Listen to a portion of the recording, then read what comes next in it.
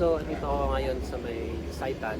Bibreak muna after an hour kung bumaba ng Cannon Road. Dapat dyan ako sa may bypass ng papuntang season. Lulusot kaso nag-change yung mind ko para mag-breakfast dito sa may Saitan. Nakakain ako dyan sa may mga isa sa mga karindera dyan. Dinulong ang kanin ko para maraming carbohydrates. Inutom din ako, nakalimutan ko, hindi pa pala ako makain. So habang pagbaba ako ng Cannon Road, daming basa sa daan. Kailangan ko lang mag-slow down para hindi ako madulas kasi medyo luma na rin yung gulong ko. And maraming kasalubong, mga packet ng Baguio dahil nga weekend. Mamasyal sa Baguio. Yung sa may Camp 2 merong tatawid doon, landslide. Medyo matraffic doon. Naipon na yung mga kotse dito dahil doon sa road cut doon. Lumubog like this year. Ito ba yun? Dami nila. So according to commute, 4 more hours going to my destination. Distance ko na ata is 33 kilometers. So almost 100 more. Almost 100 plus more going to my destination.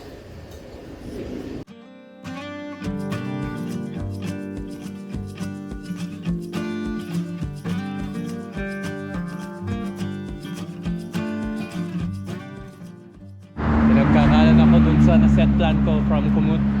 Ang gravel adventure ako dito.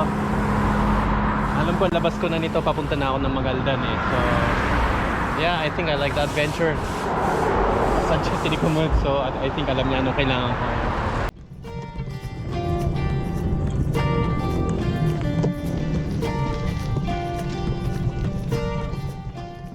So at the moment, andito ako sa Mangaldan. Kanina, an hour ago, nag-ride ako doon sa season. Napunta ako sa mga gravel roads, sa back roads ng season.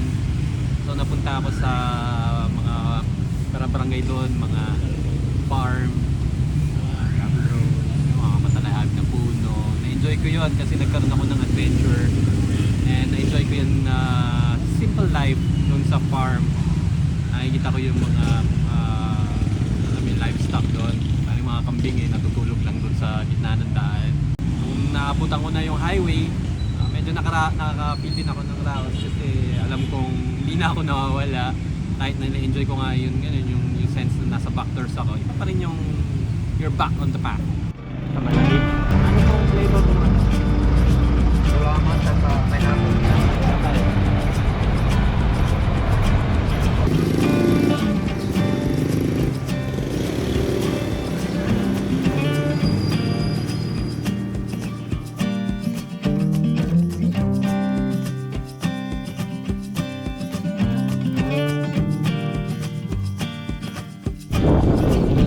Gravel na naman tayo. Thank you, Kumut.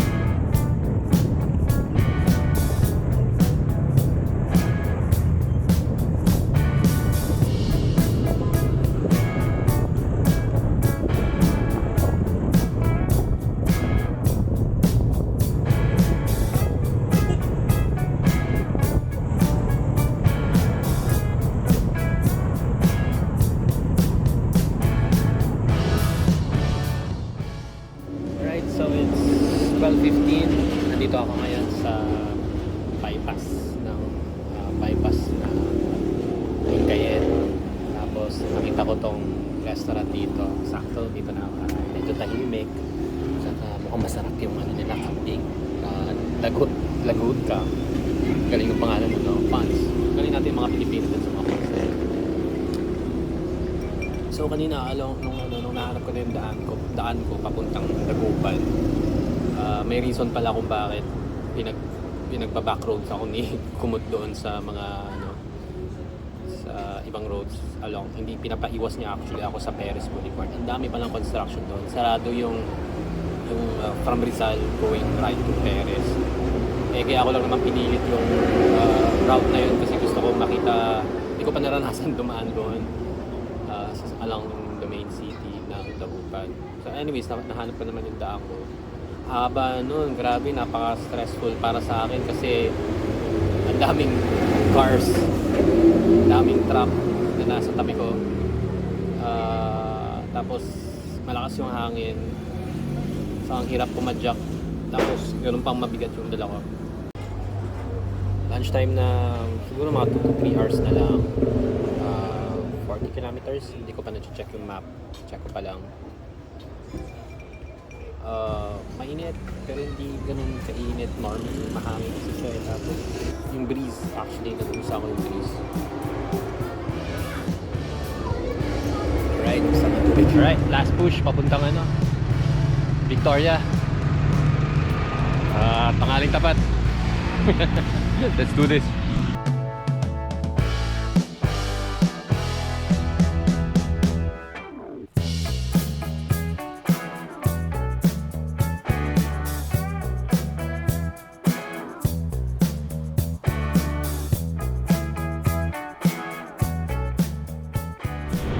Ito na yung highway papunta Kaswal. At Labrador ata na to. Yeah. So yun yung mountains ng Pangasinan.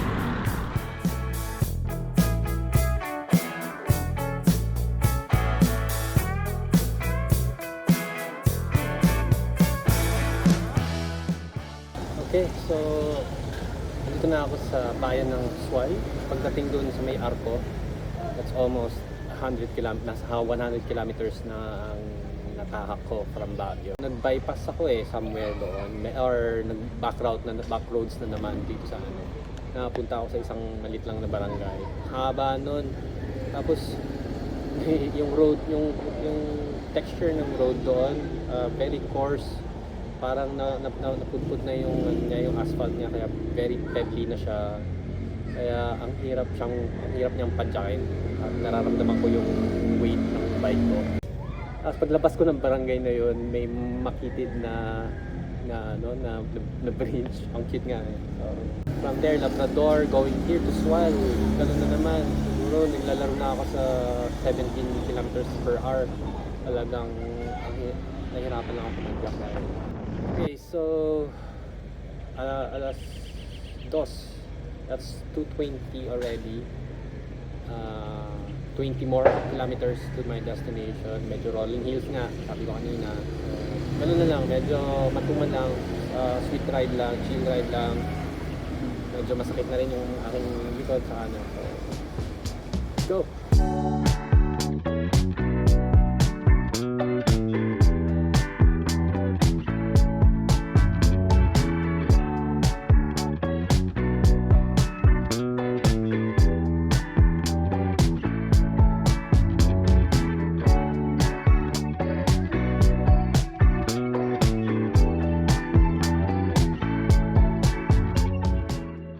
Umaga na ako to 10 kilometers per hour.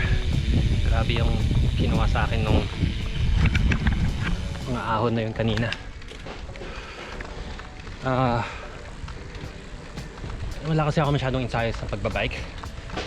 Sa takbo meron. Hindi naman nagkakalayo. But yung muscle kasi na na-activate ngayon dito sa may front ng legs, yun, nararamdaman ko yung masala sa akyat.